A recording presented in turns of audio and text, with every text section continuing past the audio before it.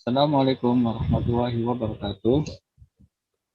Kami dari kelompok 9 akan menjelaskan tentang pendidikan Islam menurut Hamka. Tugas ini untuk memenuhi salah satu tugas ID 1. Pada makalah ini kami akan membahas tentang biografi singkat dari Buya Hamka. Kedua,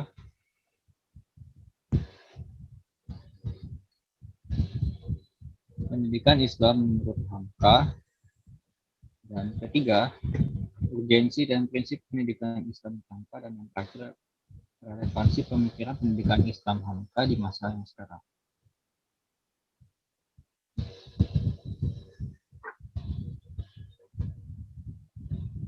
Saya Lutfi Ardiansyah dan beserta teman saya yaitu Nuralifa Devrianti dan Maharani Arista Putri.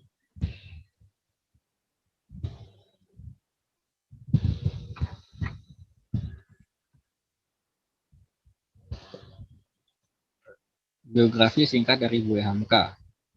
Haji Abdul Malik Karim Abdullah atau Hamka dilahirkan di daerah Sungai Batang, Maninjau, Sumatera Barat pada hari Ahad tanggal 17 Februari 1908 Masehi atau 13 Muharram 1326 Hijriah dari kalangan famili yang taat beragama. Ayahnya adalah Haji Abdul Karim Abdullah, seorang ulama yang pernah mengenyam pendidikan agama di Mekah, pelopor kebangkitan kaum muda, dan tokoh Muhammadiyah di Minangkabau. Beberapa pandangan Buya Hamka terkait pendidikan adalah bahwa pendidikan sekolah tak semestinya lepas dari pendidikan itu di rumah. Karena menurutnya ada hubungan antara sekolah dan rumah, yaitu antara orang tua dan guru harus ada dan concern. Untuk mendukung hal ini, Hamka menjadikan Masjid Al-Azhar sebagai bersilaturahim antara guru dan orang tua untuk membicarakan perkembangan peserta didik. Dengan adanya sholat jamaah di masjid, maka antara guru, orang tua, dan murid bisa berkomunikasi secara langsung. Kalau rumahnya berjauhan, akan bertemu pada hari Jumat. Begitu Hamka dikutip pada dalam dari 2006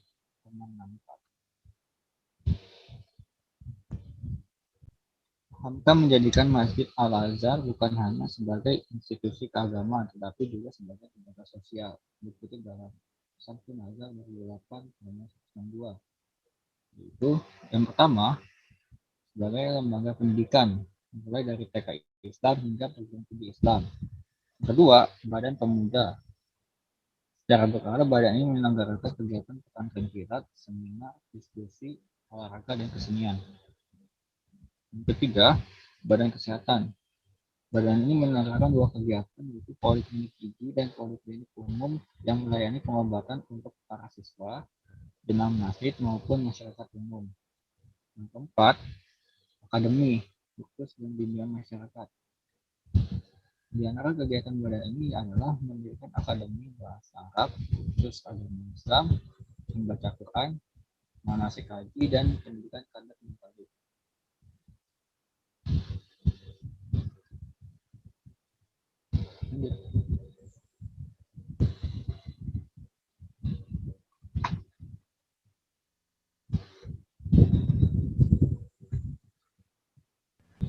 Pendidikan Islam menurut Hamka. Hakikat pendidikan Islam secara umum merupakan seperangkat alat yang saling bekerja sama dalam sebuah sistem yang telah direncanakan, dengan sengaja guna mencapai tujuan pendidikan yang telah ditentukan serta direncanakan. Konsep dasar pendidikan Islam menurut pemikiran Hamka adalah didasarkan pada 4 aspek potensi, yaitu peserta didik, jiwa, jasad, dan akal. Dengan keempat aspek tersebut, jelas bahwa Hamka lebih menekankan pemikiran pendidiknya pada aspek pendidikan jiwa atau akhlakul karimah, budi pekerti, yang dibentengi dengan akidah yang kuat. Selanjutnya,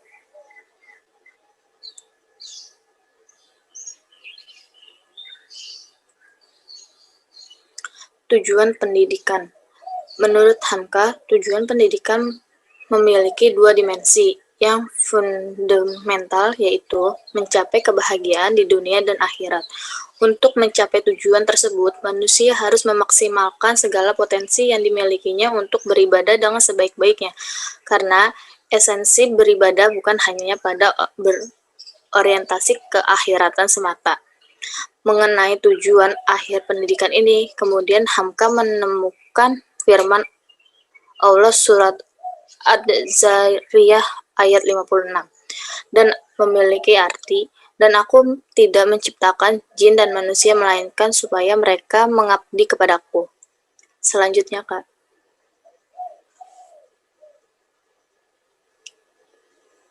Lalu ada kurikulum. Menurut Hamka, kurikulum merupakan suatu hal yang sangat penting dalam pendidikan Islam. Kaitannya dengan ini, menurut Hamka, keberadaan adat dalam sebuah kelompok sosial dan kebijakan politik negara cukup memberikan pengaruh bagi proses perkembangan kepribadian peserta didik pada semasa selanjutnya.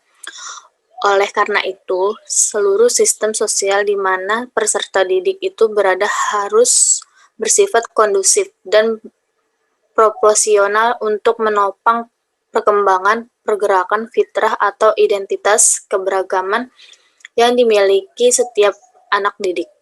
Masyarakat maupun negara semestinya melihat adat dan kebijakan pemerintah sebagai sesuatu yang tidak kaku, serta menghargai setiap pendapat sebagai sebuah entitas yang beragam. Hamka tahun 1962.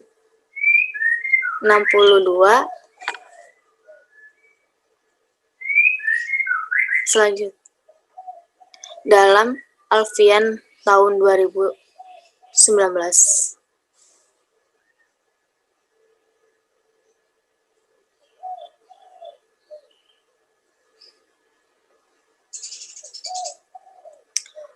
Lalu ada pendidik. Hamka mengungkapkan pendapatnya tentang tugas seorang pendidik, yaitu sosok yang membantu menyiapkan serta membawa peserta didik guna memiliki pengetahuan yang mempunyai berakhlak yang baik serta memiliki manfaat dalam kehidupannya di tengah masyarakat. Lalu Hamka mengumumkan pendapatnya mengenai bagaimana seharusnya sifat-sifat guru, yaitu yang pertama memiliki pengetahuan yang luas, yang kedua komunikasi yang baik, ketiga tauladan yang baik bagi peserta didik dan sekitarnya, yang keempat ikhlas, lalu yang kelima memiliki metode mengajar yang baik, yang keenam rendah hati, selanjutnya tanggung jawab, percaya diri, lemah lembut, sabar, berpelakuan baik dan berkata jujur, semangat. Yang selanjutnya adalah materi pembelajaran. Materi pembelajaran menurut Hamka, pengembangan akal, filsafat, dan rasa agama adalah dua jenis orientasi materi pendidikan, dan kedua jenis orientasi materi tersebut itu penting dan saling mengisi antara satu dengan yang lain.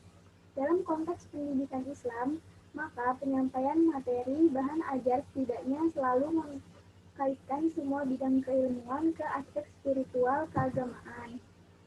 Selanjutnya itu pembagian materi pendidikan menurut pemikiran Hamka dibagi atas 5 bagian, yaitu ilmu-ilmu agama, tauhid, fikih, tafsir, hadis, akhlak, dan lain-lain. Lalu ilmu-ilmu umum itu sejarah, filsafat, ilmu bumi, ilmu falak, biologi, ilmu jiwa. Selanjutnya, ilmu kemasyarakatan itu ada sosiologi, ilmu pemerintahan, dan lain-lain. Keterampilan praktis yaitu berenang, berkuda, olahraga, dan lain-lain. Dan ilmu kesenian, musik, menggambar, menyanyi, melukis. Nah, yang selanjutnya ada peserta didik. Menurut Buya Hamka, tugas dan tanggung jawab anak didik adalah berusaha semaksimal mungkin untuk mengembangkan potensi dan anugerah yang dimilikinya, serta seperangkat ilmu pengetahuan sesuai dengan nilai-nilai kemanusiaan yang telah dianugerahkan oleh Allah Subhanahu wa Ta'ala melalui fitrahnya.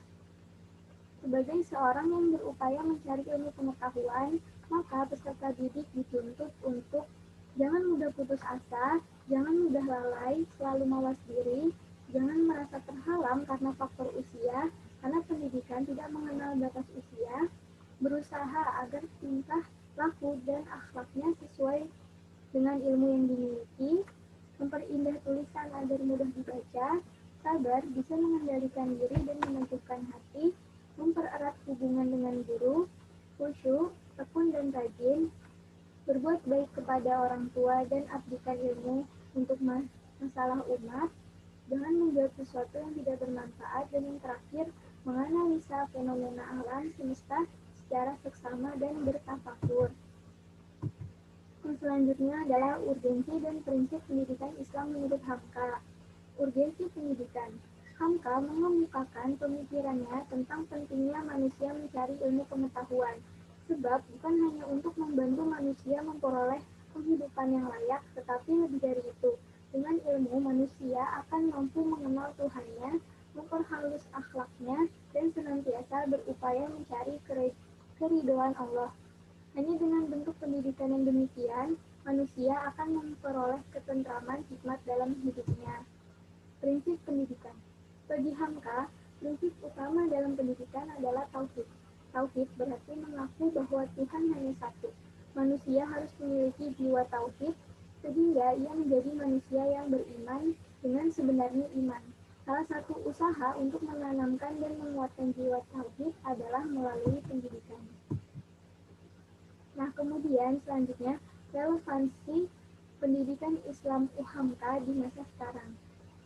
Pemikiran Hamka dalam pendidikan Islam sebenarnya masih relevan dan mumpuni untuk dijadikan acuan pendidikan pada masa sekarang. Jika direkonstruksi dengan baik, lewat rekonstruksi pemikiran Hamka inilah, terutama pada tujuan pendidikan Islamnya, kita bisa membawa kembali peserta didik kita untuk memaksimalkan potensi keilmuannya pada arah yang baik, yaitu untuk menjadi hamba Allah yang taat, bersikap rendah hati, tawadhu, namun tetap mengikuti perkembangan teknologi yang ada. Cukup sekian presentasi dari kami, kurang lebihnya mohon maaf. Terima kasih atas perhatiannya. Sekian presentasi dari kelompok kami, kurang lebihnya mohon maaf. Assalamualaikum warahmatullahi wabarakatuh.